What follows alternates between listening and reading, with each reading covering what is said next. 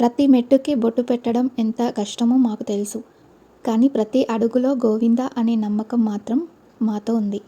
Morning 4కి Tirupati చేరాము. Tickets లేవు, అలసట ఎక్కువ, చిన్న పిల్లలతో ఉన్నాము. అయినా సరే మా జర్నీ ఎక్కడా ఆగలేదు. హాయ్ అండి, welcome to our channel trendy ideas.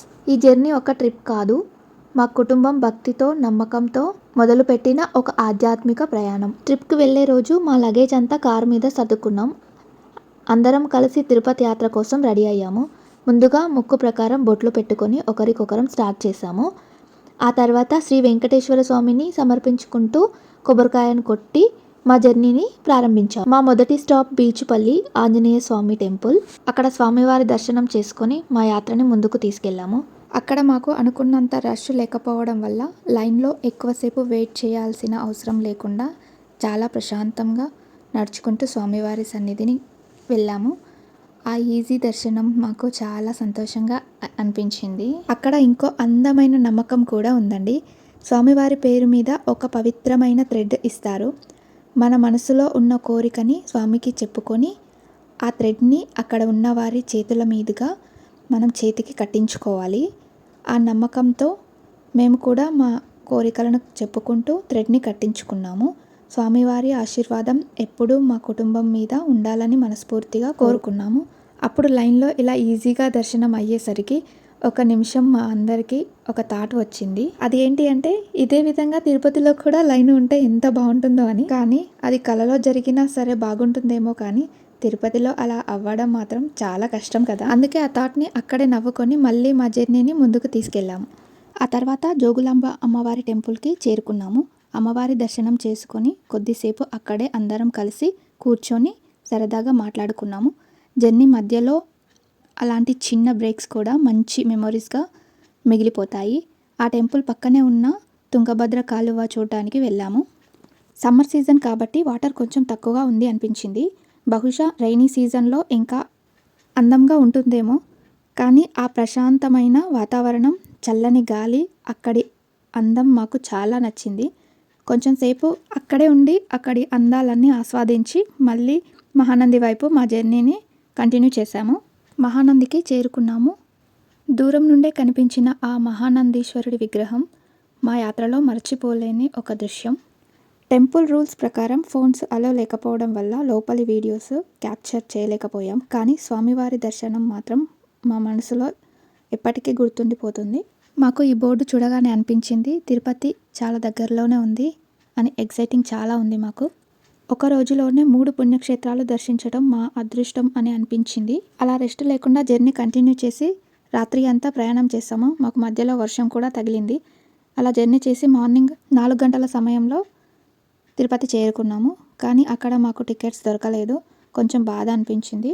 స్వామివారి పిలుపు ఉంది కాబట్టి ఇంత దూరం వచ్చాము అని అనుకుని మెట్ల ద్వారా మా మొక్కు ప్రకారం ప్రతి మెట్టుకి బొట్టు పెట్టుకుంటూ జర్నీ స్టార్ట్ చేశాము. అది చెప్పినంత ఈజీ కాదు. ఒక మెట్టు, ఇంకో మెట్టు, అలా వేల మెట్లు. ప్రతి మెట్టులో ఒక నమ్మకం, ప్రతి అడుగులో ఒక ప్రేయర్ ఉంటుంది. మా హస్బెండ్, నేను, మా పిల్లలు అందరం కలిసి ఒకరికి ఒకరం సపోర్ట్ చేస్తూ ముందుకు వెళ్ళాము. మధ్య మధ్యలో అలసట వచ్చింది. కొన్నిసార్లు ఆగి రెస్ట్ తీసుకున్నాము. కానీ గోవిందా నామం వినగానే మళ్ళీ శక్తి వచ్చినట్టు అనిపించింది. వెళ్ళే దారిలో ప్రకృతి అందాలు, చుట్టూ పచ్చని చెట్లు, చల్లని గాలి, ఆ అనుభవం మాటలతో చెప్పలేము. జర్నీ మధ్యలో మాకు డీర్స్ కూడా కనిపించాయి. ఆ చిన్న మూమెంట్ మా జర్నీని మరింత అందంగా మార్చాయి. వాటిని చూస్తూ మా పిల్లలు చాలా హ్యాపీ అయ్యారు. అవి చూస్తూ కొన్ని నిమిషాలు అలసట మర్చిపోయాము. ప్రతి అడుగులో, ప్రతి మెట్టులో ఆ ప్రేయర్ మా హృదయంలో నడుస్తూనే ఉంది.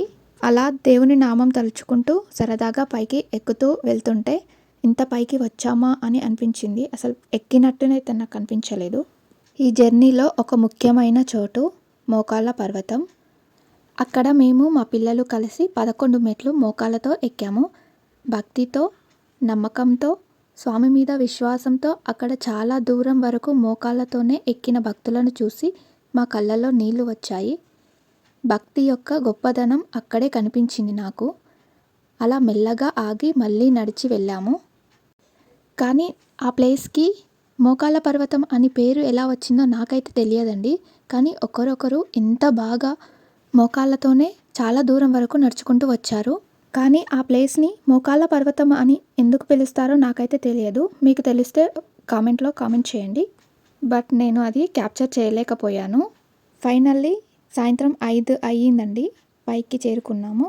ఆ క్షణం, ఆ ఆనందం, ఆ రిలీఫ్, మా కష్టం మొత్తం మర్చిపోయాము. స్వామి సన్నిధి దగ్గర ఉన్నాం అనే ఆలోచన చాలు. అక్కడ ఒక చోటు చూసుకొని భోజనం చేసి కొంచెం రెస్ట్ తీసుకున్నాము. మళ్ళీ మరుసటి రోజు రాత్రిలాగే లేచి మార్నింగ్ 2:50కి అందరం రెడీ అయ్యాము. మా ఫ్యామిలీ మొత్తం తలనీలాలు ఇచ్చుకొని కొత్త ఆరంభంలా అనిపించింది. మార్నింగ్ 6 గంటలకి సర్వదర్శనం కోసం లైన్లో నిలిచి టికెట్స్ లేకపోవడం వలన చాలా స్ట్రగుల్ ఫేస్ చేశాము. కానీ స్వామి దర్శనం కోసం ఎదురు చూస్తూ ప్రతి నిమిషం కూడా విలువ అనేదే అనిపించింది.